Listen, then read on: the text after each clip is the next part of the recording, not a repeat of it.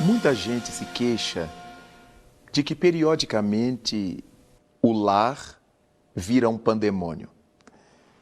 Muita gente me afirma que às vezes percebe que a família está empolvorosa, que alguma força negativa parece ter penetrado o lar.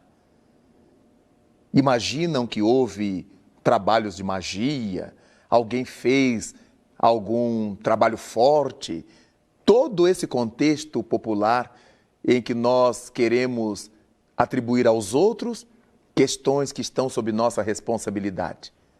Manter a nossa casa em paz, manter o nosso lar em ordem é alguma coisa de nossa alçada, é alguma coisa que está sob nossa responsabilidade, sob nossa custódia. No entanto, é válido pensar que pelo fato de se reunirem dentro de casa criaturas com os mais variados pendores, caracteres, temperamentos, muitas vezes a família sofre mareios afetivos, emocionais, sentimentais, que redundam de fato em perturbações de ordem espiritual. Dentro de casa, existem aqueles cujo temperamento leva-os a debochar dos outros, a condenar sempre, jamais elogiar, apenas veem defeitos. Aqueles que falam aos gritos, os que são sempre grosseiros ao se expressar junto aos familiares, aqueles que têm sempre um alfinete pronto para as alfinetadas comuns dentro de casa, os que falam jogando piadas, com segundas intenções, e ferem o temperamento daquele que é mais sensível ou que é pavio curto, e há aqueles que dentro de casa nem pavio têm. Explodem por qualquer coisa.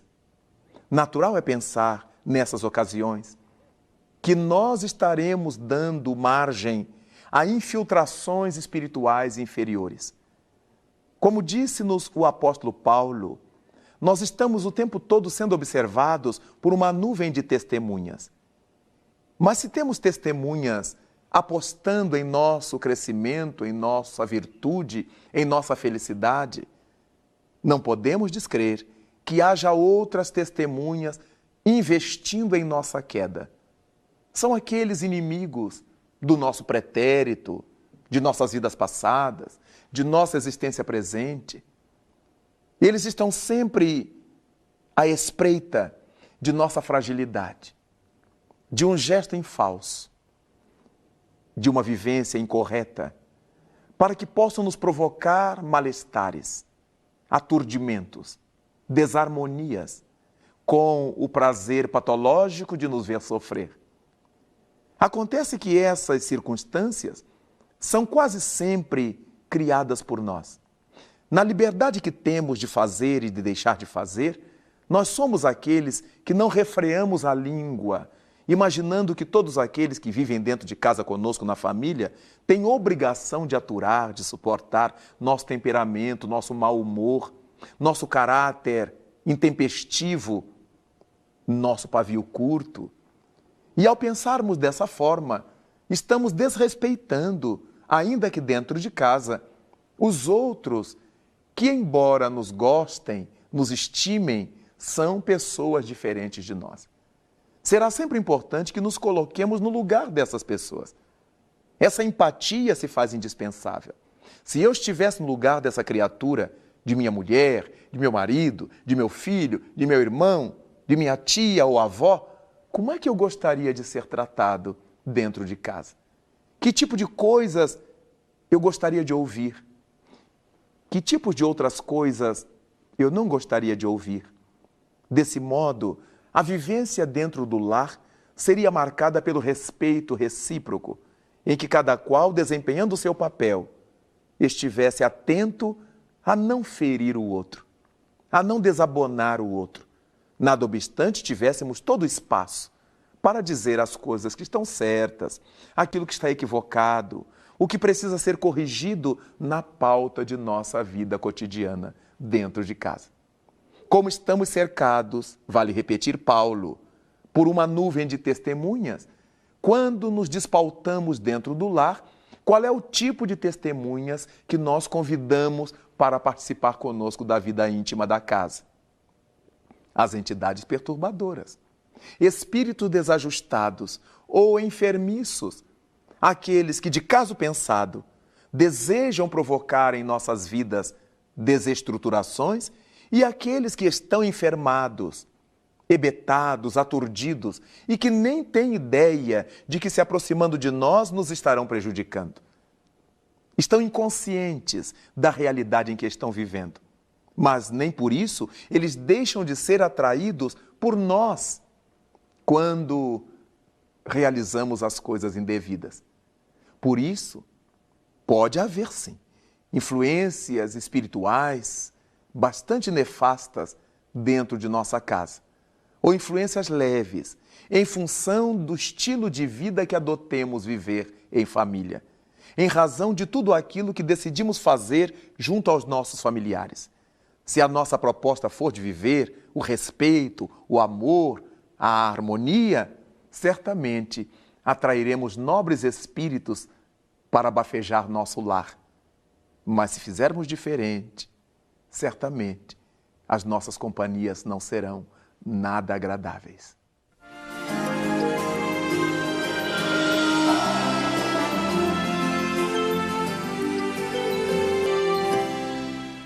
Todas as influências que venhamos a sofrer em nossa residência, em nossa casa, não temos que pensar primeiramente que alguém nos desfechou pensamentos negativos, que alguém está fazendo trabalhos contra nós, trabalhos de magia. Porque o que manda na nossa casa é a nossa vivência. Todos aqueles que participamos da família somos alvejados pelos pensamentos, pelas energias, pelos fluidos, pelas luzes ou pelas sombras a que tenhamos dado abertura.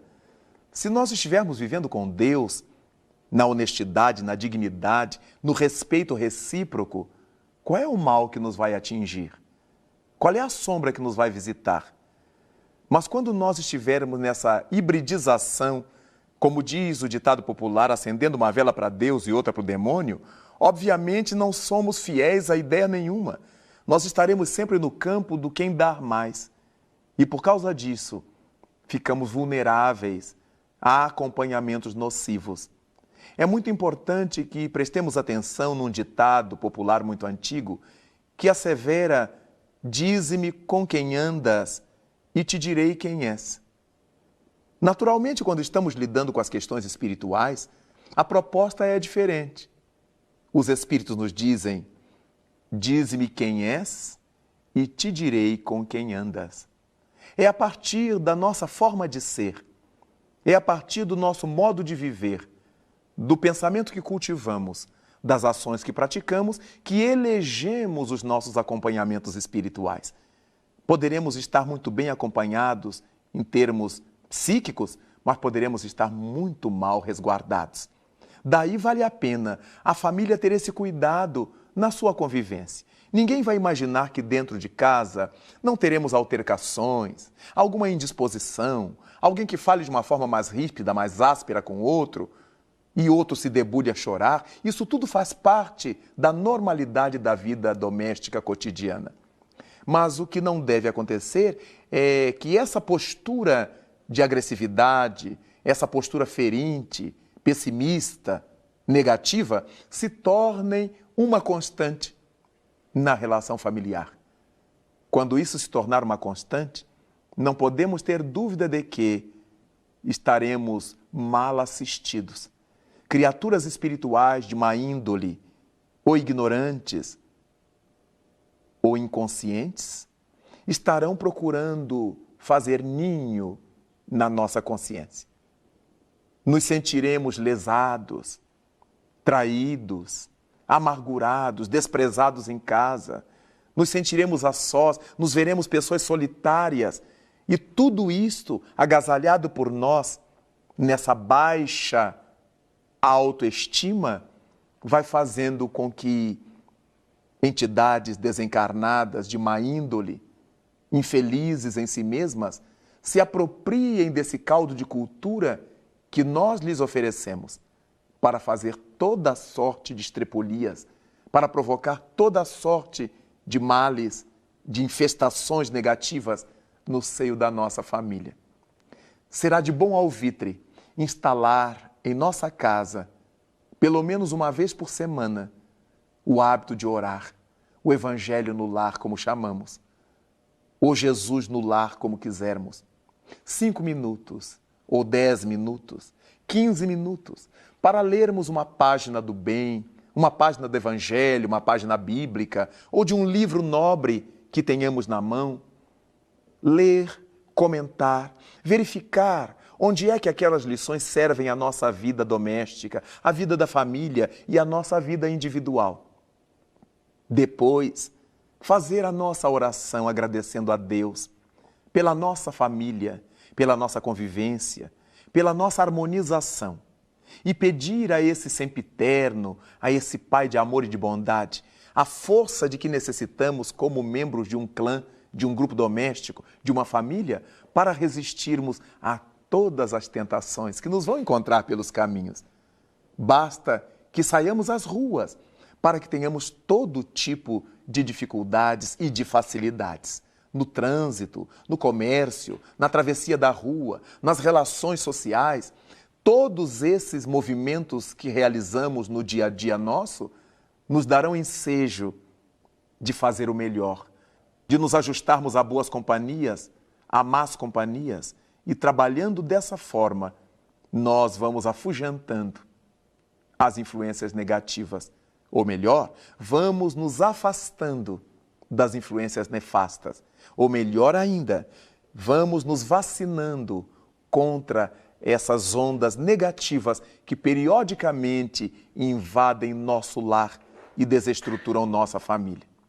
É por causa disto que nós pensamos no quanto será importante para nós a oração em família, nas bênçãos do lar.